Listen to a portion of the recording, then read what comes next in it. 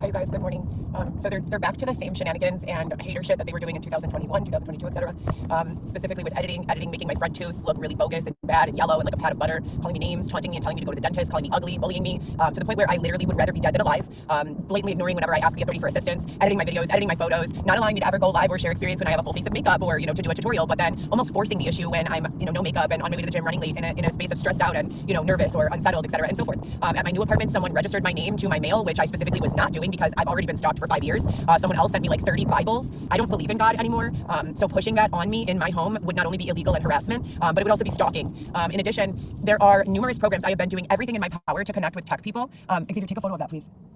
Write down the number. Write down the number of that for rent. Can you see it? What is it?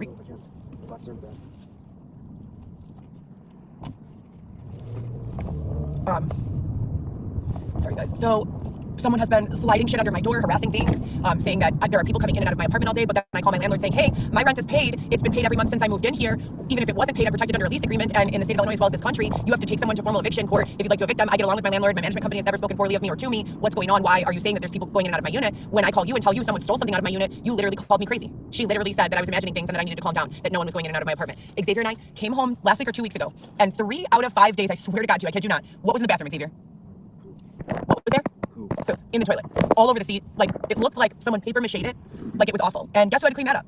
So I'm working. I posted on Instagram 55 hours a week, 54 hours a week, still going to these visits at DCFS to see Weston, still doing everything I can to keep a relationship with my other children. Incrementally, if you know me and you watched my content on YouTube before, you know that when these people were raping me, sexually assaulting me, and holding me in a tent at Belmont Harbor, I was reporting to police on a daily basis what was going on and begging them for assistance and protection. And my youngest daughter, Alexis, and I would go in and out of communication, not because I wasn't calling, but because for some reason, something happening on the other end of that line was not connecting. I was not able to reach her for like 6 weeks. That has gone on again. My daughter's birthday is in late September. The last time I was able to speak to her in any way other than her saying, hi, bye, was in September. It's like she's not being permitted to speak. And the worst part of it all is that I'm terrified to go to authorities with this information, because in 2017, my youngest daughter was the one that they targeted with DCFS. They took her out of kindergarten, brought her to a hospital, and allowed a man, doctor, without me or her father being present or aware, to examine her vaginally to see that she had not been involved in any sexual abuse. My children don't even know what that is. Me being raped, I've never discussed in detail with my children how I was.